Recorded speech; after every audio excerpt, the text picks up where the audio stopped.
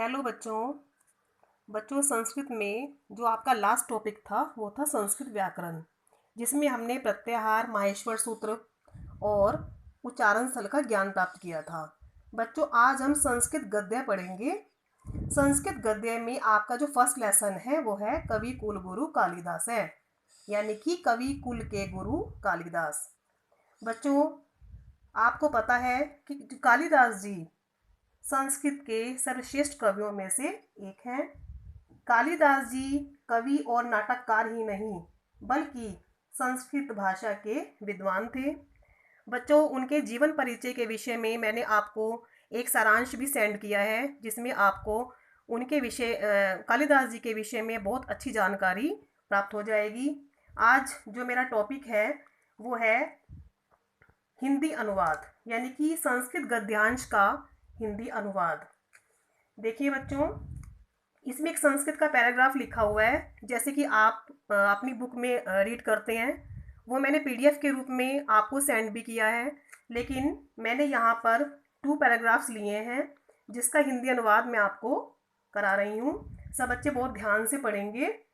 महाकवि कालिदास संस्कृत कवि नाम मुकुटमणि अस्ति।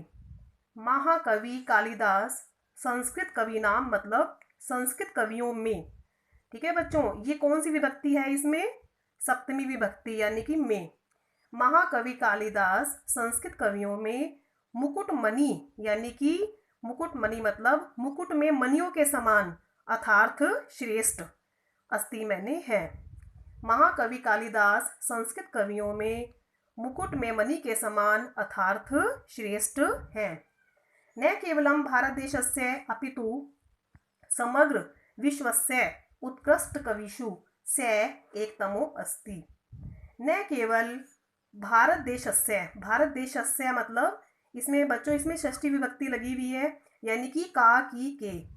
न केवल भारत देश के, अपितु मैंने बल्कि, समग्र मैंने पूरे, विश्वस्य मैंने विश्व के यानी कि संसार के, उत्कृष्ट मैंने श्रेष्ठ, कविषु मैंने कवियों में, स मैंने यानी कि कालिदास, एकतमो अस्ति श्रेष्ठ है। न केवल भारत देश के बल्कि पूरे विश्व के उत्कृष्ट यानी कि श्रेष्ठ कवियों में से कालिदास जी एक हैं। तस्या अनवद्य कीर्ति कौमुदी देश देशांतरेषु प्रसृता अस्ति।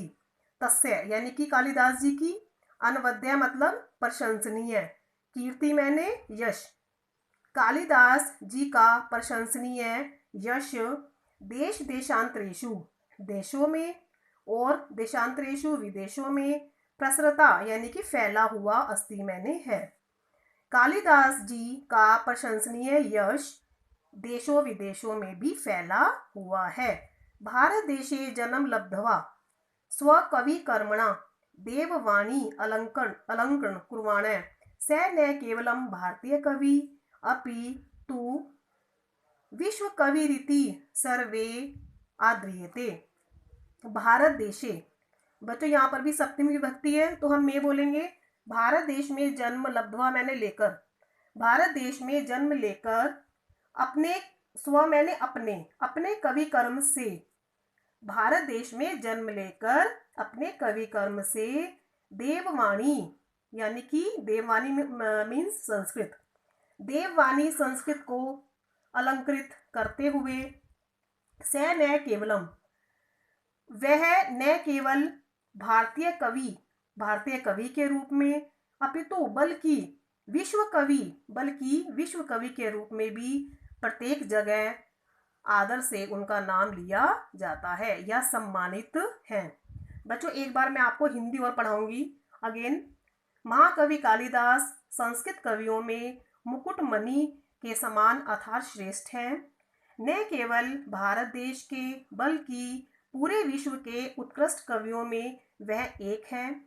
उनका प्रशंसनीय यश देशों विदेशों में फैला हुआ है। भारत देश में जन्म लेकर अपने कवि कर्म से देववाणी संस्कृत को अलंकृत करते हुए उन्होंने न केवल भारतीय कवि के रूप में बल्कि विश्व कवि के रूप में भी उन्होंने सम्मान प्राप्त, आदरीयते मतलब सम्मान प्राप्त किया है। वाग्देवता भरन् भूतस्य प्रथित यशस्य कालिदासस्य जन्म कस्मिन् प्रदेशे काले कुले च अभवत् किञ्च आसीत् तद् जनं वृत्तम् इति सर्व अधुना अपि विवाद कोटि न अतिक्रामति।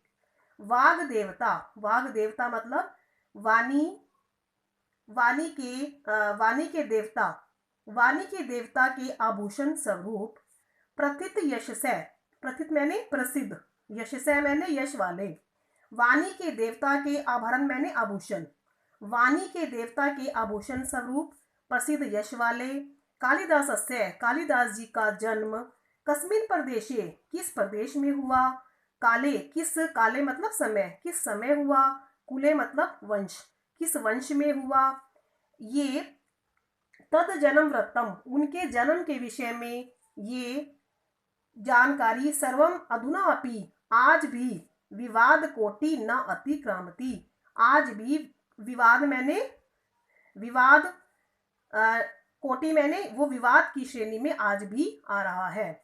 फिर से देखेंगे, वाणी के आभूषण स्वरूप प्रसिद्ध यश वाले कालिदास जी का जन्म किस प्रदेश में हुआ, किस समय हुआ, किस कुल में हुआ, यह इनके जन्म के विषय में सब जगह आज भी विवाद का विषय बना हुआ है। इतर कव्य इव, इतर कव्य यानी कि इतर मैंने दूसरे, दूसरे कवियों के इव मैंने समान, दूसरे कवियों के समान कालिदास है, कालिदास जी आत्मज्ञापने स्वकृतिषु प्राय धृत मौन एवं अस्ति। दूसरे कवियों की तरह कालिदास आत्मज्ञापने मतलब अपने जन्म के विषय को लेकर स्वकृतिषु, स्व मैंने अपनी, कृतिषु मैंने रचनाओं में, अपनी रचनाओं में प्राय चुपचाप रहे हैं, यानी कि प्राय मौन रहे हैं। कैसे, फिर देखेंगे, दूसरे कवियों की तरह कालिदास अपने जन्म के विषय को लेकर अपनी कृतियों में प्राय मौन रहे हैं। कव्यस्तत्र नाम संकीर्तनम मात्रादेव स्वीयाम वाचम धन्याम मत्वा मौनम अवलंबते। कव्यस्तत्र, कवि तन नाम, कवि उनके नाम संकीर्तनम मात्रेव, कवि उनका नाम लेने मात्र से ही स्वीयाम वाचम अपनी वाणी को धन्याम मतवा धन्य मानकर मौनम अवलंबते प्राय चुप रहते हैं। तथापि अंतर्बाह्य साक्ष्यम अनुसृत्य समीक्षका कवि परिचयम यावच्छक्यम प्रस्तुतवन्ति। तथापि मैंने फिर भी अंतर मैंने आंतरिक, बाह्य मैंने बाह्य, फिर भी आंतरिक और बाह्य साक्ष्यों के अनुसार, अनुसृत्य मैंने अनुसार, समीक्षका मैंने आलोचकों ने, कवि परिचयम कवि का परिचय, यावत छक्यम, यावत मतलब यावत छक्यम अपनी सामर्थ्य के अनुसार, छक्य मैंने सामर्थ्य के अनुसार, प्रस्तुतवन्ति प्रस्तुत किया है। फिर भी आंतरिक और बाह्य साक्ष्यों का अनुसरण करके आलोचकों ने कवि का परिचय अपनी शक्ति के अनुसार दिया है।